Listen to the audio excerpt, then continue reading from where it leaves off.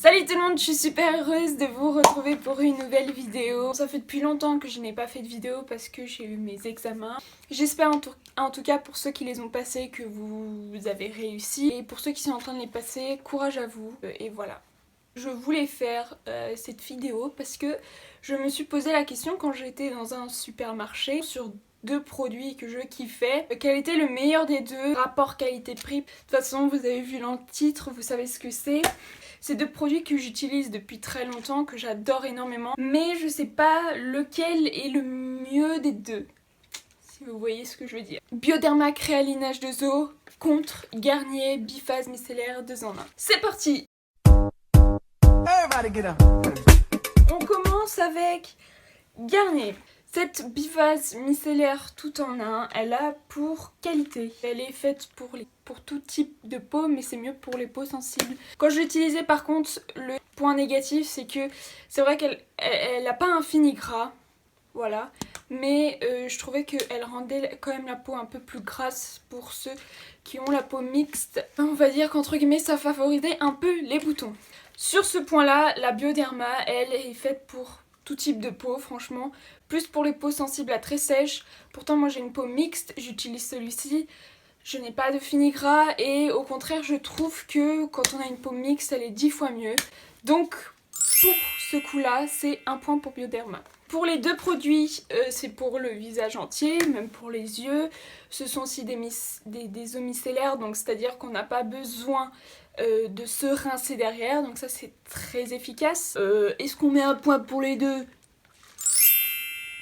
Ah, le point négatif de Bioderma, comparé à la Garnier, il n'y a pas de senteur. Elle sent le rien du tout, voilà. La Garnier sent extrêmement bon, voilà, j'adore son odeur. Donc sur ce coup là, on met un petit point pour Garnier pour la senteur. Le point plus de Garnier, encore une fois, c'est que c'est une marque qu'on peut trouver dans les grandes surfaces, on peut la retrouver partout. C'est d'ailleurs à ce moment-là où je me suis posé la question, bien évidemment. Or la Bioderma, bon, c'est un peu pareil, mais on la retrouve en pharmacie. Donc s'il n'y a pas de pharmacie, et bah t'es... Voilà.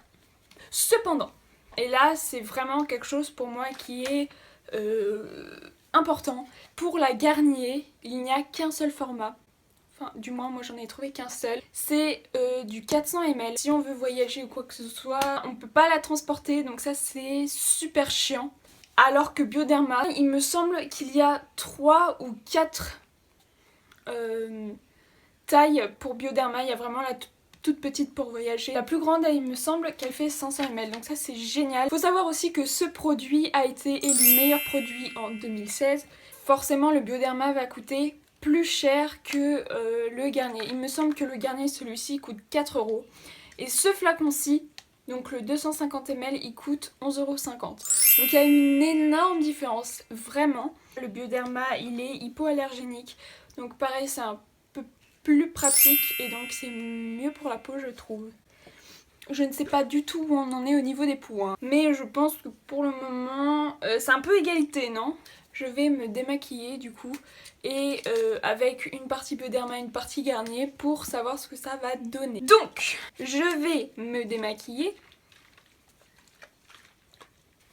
Il faut savoir aussi, alors il faut que je re-regarde sur internet, si vous le savez, mettez-le moi en commentaire, mais il me semble que Garnier par contre continue à tester sur les animaux, c'est pour ça que je vous dirai mon avis sur les produits après.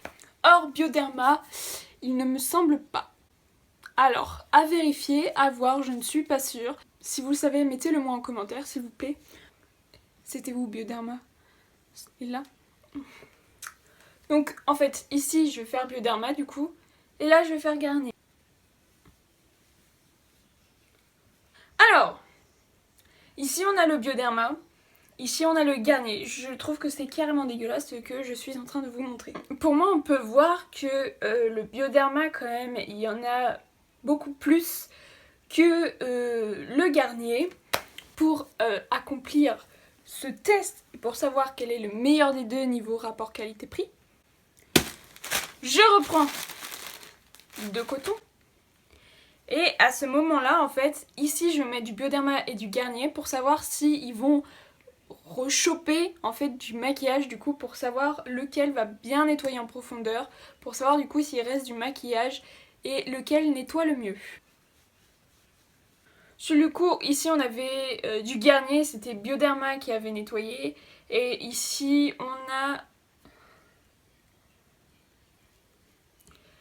Ici on a du coup du Garnier.